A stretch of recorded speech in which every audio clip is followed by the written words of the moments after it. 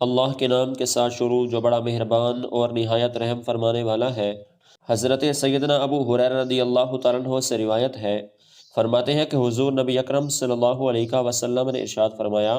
مجھے حکم دیا گیا ہے کہ میں لوگوں سے جنگ کروں یہاں تک کہ وہ اس بات کی گواہی دیں کہ اللہ کے سوا کوئی عبادت کے لائق نہیں، اور نماز ادا کریں اور زکوٰۃ دیں، پھر میرے اوپر ان کے خون اور مال حرام کر دیے گئے اور ان کا حساب اللہ تعالیٰ پر ہے۔ حضرت سیدنا ابو ہریرہ رضی اللہ تعالیٰ عنہ بیان کرتے ہیں کہ حضور نبی اکرم صلی اللہ علیہ وسلم نے ارشاد فرمایا، میرے سامنے وہ 3 شخص پیش کیے گئے جو سب سے پہلے جنت میں جائیں گے، اور 3 ایسے لوگ پیش کیے گئے جو سب سے پہلے دوزخ میں جائیں گے۔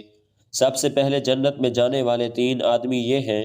نمبر 1 شہید، نمبر 2 غلام جو اپنے رب کی خوب عبادت کرے اور اپنے آقا کی خیر خواہی کرے، نمبر 3 پاک باز عیال دار۔ اور سب سے پہلے دوزخ میں جانے والے 3 آدمی یہ ہیں: نمبر 1 لوگوں پر مسلط ہونے والا امیر، نمبر 2 ایسا مالدار جو اپنے مال میں سے ماں باپ کا حق ادا نہ کرے، نمبر 3 گناہ کرنے والا فقیر۔ حضرت سیدنا ابو ہریرہ رضی اللہ تعالیٰ عنہ بیان کرتے ہیں